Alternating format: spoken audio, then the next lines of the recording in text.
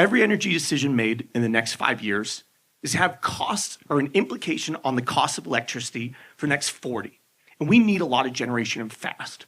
But what if the conventional wisdom about what's too expensive, what if it's actually backwards? Now, new nuclear is expensive. Everyone knows that. But what if expensive nuclear could reduce total system costs and therefore what ratepayers pay?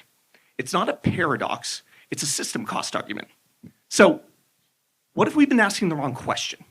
What if it's not, how much does this plant cost? What if it's, what's the least expensive way to reliably keep the lights on all year long for everyone? Minimizing total system cost, now that should be our metric.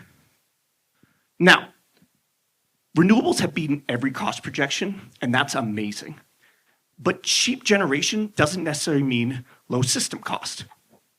Also, the success of renewables has caused some grid reliability problems that our grid wasn't designed to handle. So, meet the duck curve.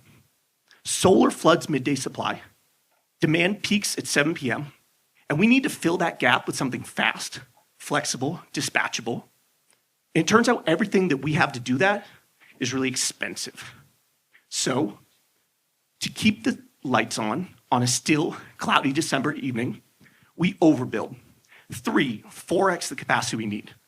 And that excess capacity, it sits idle for much of the year. That's paid for capital, generating nothing, adding to our costs.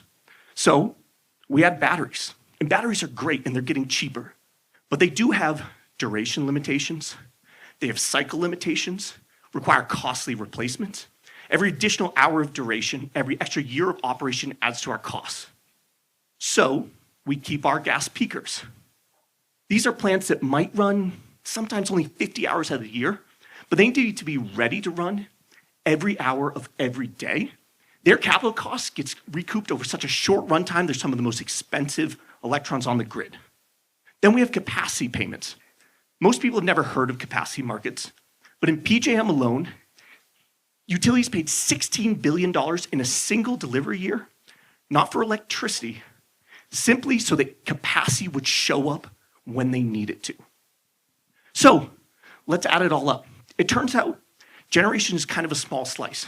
When you add batteries, peakers, capacity payments, overbuild, cheap generation doesn't mean a cheap bill. It's that total stack. That's what hits your bill. Now, the grid actually pays 3 bills. An energy bill, that's your megawatt hours, a capacity bill, that's guaranteed availability, and then there's a flexibility bill, the ability to ramp up and down as we need. And to minimize system costs, we need to minimize all 3. So on today's grid, renewables pay your energy bill, batteries and overbuilds pay most of your capacity bill, peakers pay your flexibility bill, but that's 3 problems, 3 assets, 3 capital investments, 3 OpEx streams. That fragmentation, that drives our system costs. So what if we had one that could do it all? Cheap energy, guaranteed availability, flexibility, one that lets us build less of everything else. The question is, does that asset exist? Well, meet advanced nuclear with thermal storage. It's a nuclear plant that runs flat, steady, continuous. Thermal storage, it shifts power to when the grid needs it most. That's one asset paying all 3 bills. Now, thermal storage, it's fundamentally different than your battery. It stores heat, not electrons. There's no cycle limitations. There's no electrochemical degradation. It's a molten salt tank that performs the same on day 10,000 as on day 1. So how does this work? We have a reactor running flat, steady, continuous. Excess heat gets routed to your thermal storage. When the grid needs a surge, that heat drives a turbine. Again, your reactor, steady, the grid sees a peaker. And this isn't just a concept. Right now, TerraPower is doing this with their Natrium reactor, Kemmerer, Wyoming. 345 megawatts of base load, peaking to 500 for 5.5 hours, supposed to come online in 2031. But other companies could do this, Kairos, Terrestrial, they're similar. Now, advanced nuclear capital costs, they're far greater than solar capital costs. We're not pretending otherwise, but we're not trying to compare a nuclear plant to a solar plant. We're trying to compare a single asset to that entire stack.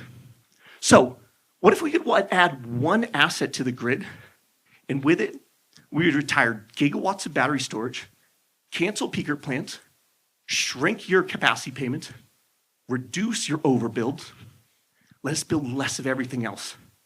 Now, the grid of 2040, it's not going to be all nuclear. It won't be all renewables, but it should be a portfolio that optimizes for the least total system costs. And advanced nuclear with thermal storage should be part of that portfolio, not because it's cheap to build, but because it makes the whole system cheaper to run. Thank you.